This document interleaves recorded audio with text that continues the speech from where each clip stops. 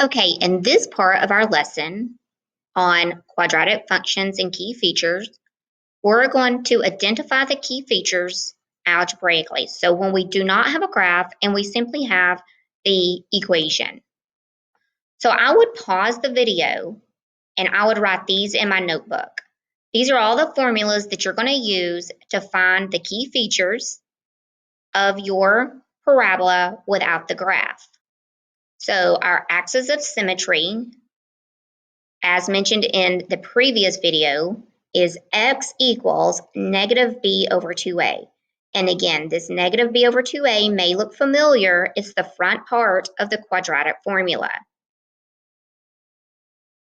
And we're always going to write the axis of symmetry as an equation, and our axis of symmetry for our parabolas is the vertical line. So it's going to be x equals some value.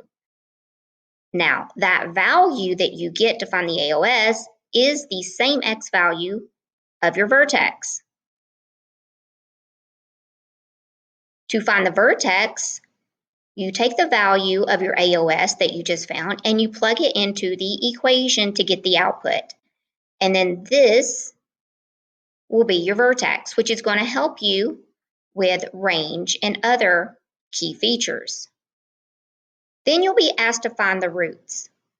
Remember, the quadratic formula will work for every quadratic function. So if all else fails and our quadratic is not easily factored, then I would use the quadratic formula. To find your y-intercept, you're going to plug in 0 into your equation and then solve for the y value. And then your AROC is simply the slope formula. They will give you the two x values. And then you will plug in each x value into the equation to get the y value. And then those will be the two ordered pairs you use to find your AROC, average rate of change. So let's start with this first one. We'll take a look at two examples. So the first thing is we're going to find our AOS. So the AOS is going to be x equals negative b, so I have negative 2 over 2 times a. So that's going to be 2 over 2, and this gives us 1. So our AOS is x equals 1, which is the first part, the x-coordinate of our vertex. So that gives us half of our vertex. Now to get the output, you simply plug in the value into your function. So I'm going to plug in 1 for x. I'm going to use parentheses. I'm going to square. I'm going to multiply. And now I'm going to combine. So 1 minus 2 is negative 1, minus 8 is negative 9. That is our vertex. Our parabola turns up because our a value is positive. Since our graph turns up, like such, then I know that our vertex is a maximum point. A minimum point. Now we have to find the roots. I do try to use factoring first. So I'm going to see if this is easily factored. So I have 1 times negative 8 and then my b value. So let's see if there's two numbers. So I could have negative 4 times 2. That does give me negative 8 and adds to negative 2. So we're going to have x minus 4. I can simply do this quickly because our a was 1. I don't have to go through the grouping process. And I'm trying to find the root, so that's when our y value is 0. And then we set each of these factors equal to 0 and solve. So one root is positive 4, and our second root is going to be negative 2, and I'm always going to write those from least to greatest. Our y-intercept is when x is 0, so I can go ahead and insert our 0 for our x. I'm going to replace x with 0. So guess what? When we replace x with 0, this term is 0, this term is 0, and we're simply left with our c value of -8. So our y-intercept is 0, -8. Our domain is all real numbers. It goes forever left and forever right. I do like to do a quick sketch for my range, which I have here. So I know that this vertex is 1, -9. So I know it goes down to -9. And because it turns up, it goes up forever. My interval of increase and decrease, remember you're going to use the AOS value. So here, let's look at our sketch. And if we want, we can erase some of this work right here and make it a little bit bigger. So our vertex was 1, -9, somewhere here. Our parabola turned up. And then our AOS was x equals 1. So we can see on, let's get a different color so we can see this. On the left side of the graph, our graph is going down.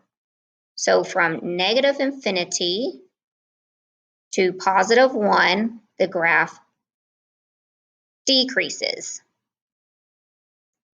And then on the right side of our AOS, from +1 to +infinity, the graph is going up. So we have our intervals of increase and decrease. So increasing was increasing on the right side from our AOS of 1 to +infinity. On the left side, it was decreasing, so from -infinity to our 1. Our in behavior, as x approaches -infinity, f of x approaches positive. Our graph is turning up.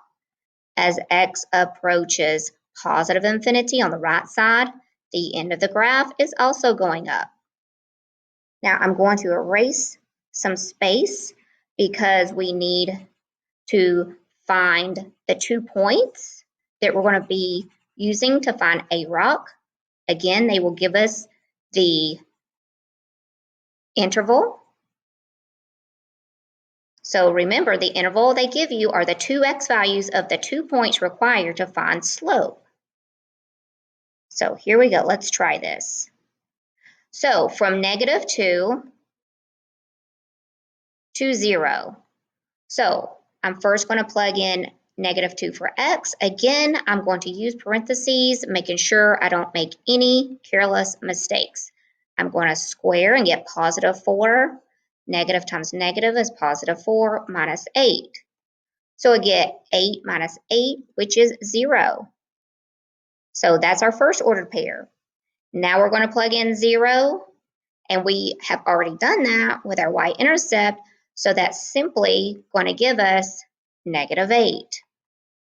So a rock,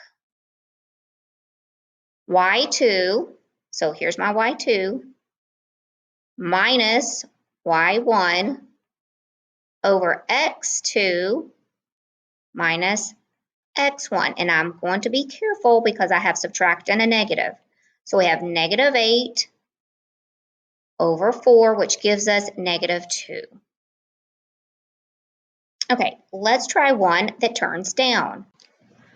Okay, now let's take a look at one that turns down.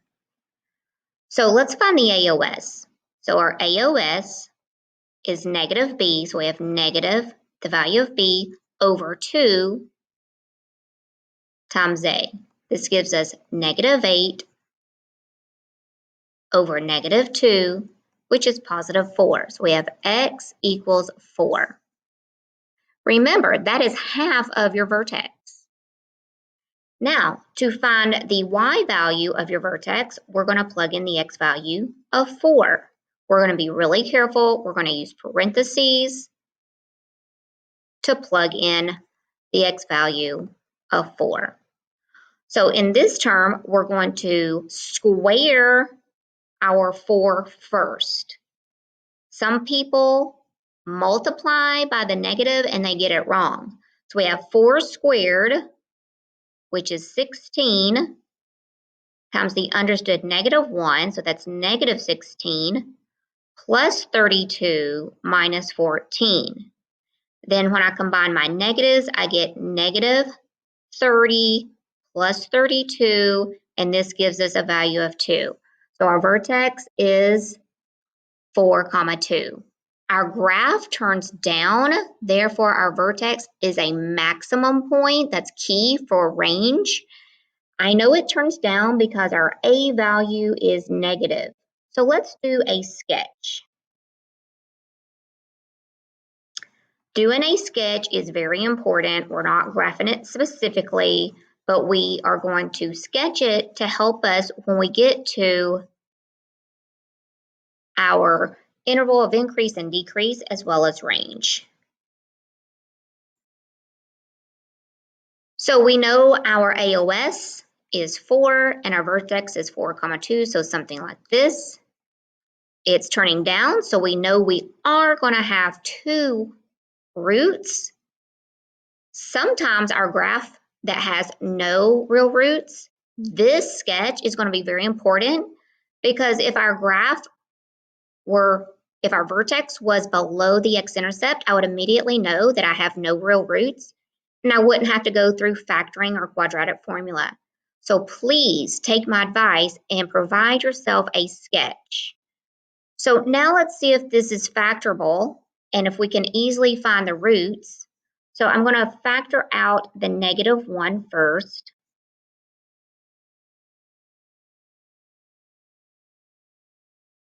And now I'm going to factor this new trinomial. And so all we have is 7 and 2 and 1 and 14. And there's no way that can add up to give us a -8, 7 and 2, and even if 1 were negative. So this is not factorable. So we're going to use the quadratic formula.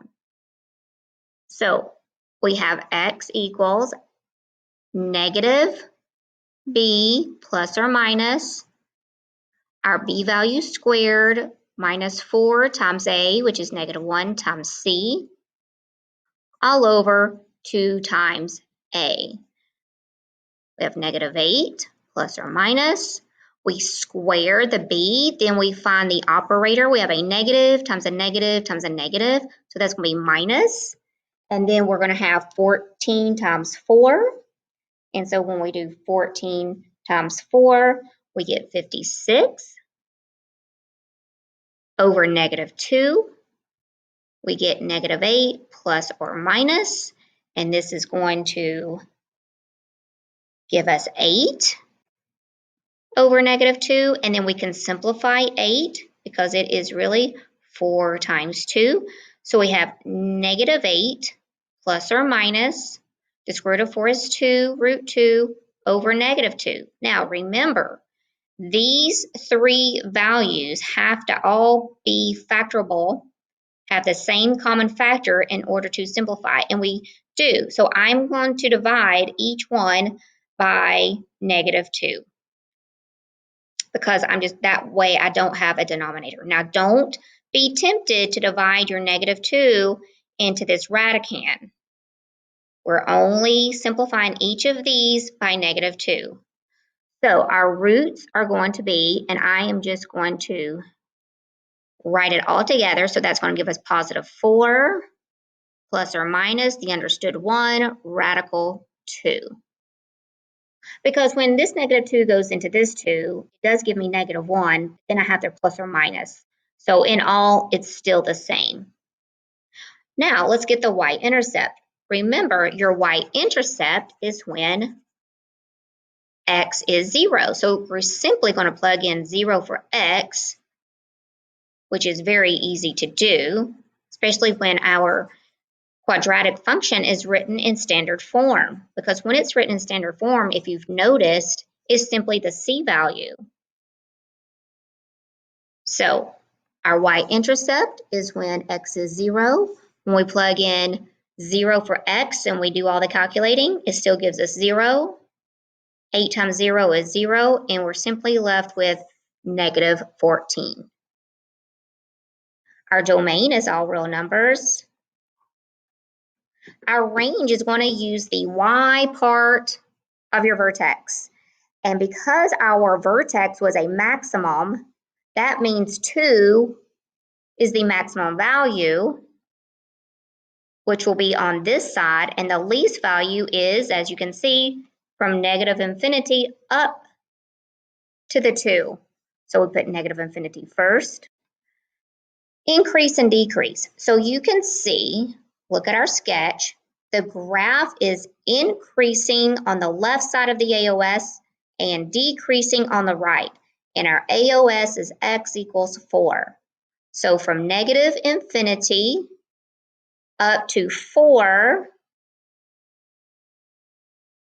from negative infinity up to 4, our graph is increasing. So let's sketch that in. Negative infinity up to our AOS of 4, it increases. And then it's going to decrease from 4 to positive infinity.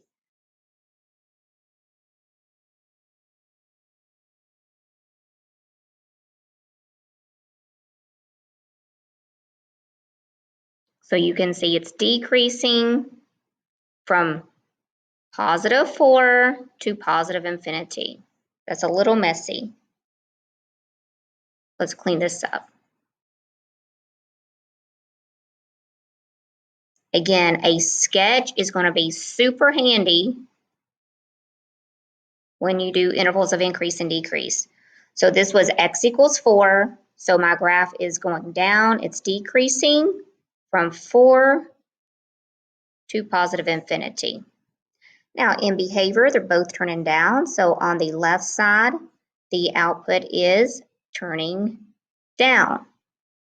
And then on the right side of the graph, going toward positive infinity, the end of the graph is also turning down. Then we're going to do average rate of change between -2 and 0. So we need 2 points. They're always going to give you the x value. So this is like your x1 and this is your x2 value. So when x is -2, we're going to be super careful. We have negative from the formula, from our equation. X is -2. We're going to square it. Plus 8 times -2 minus 14. Again, order of operations says square this first, exponent. That gives me positive 4 times the -1. So we have negatives going all the way across. So this gives me -20, -34 altogether.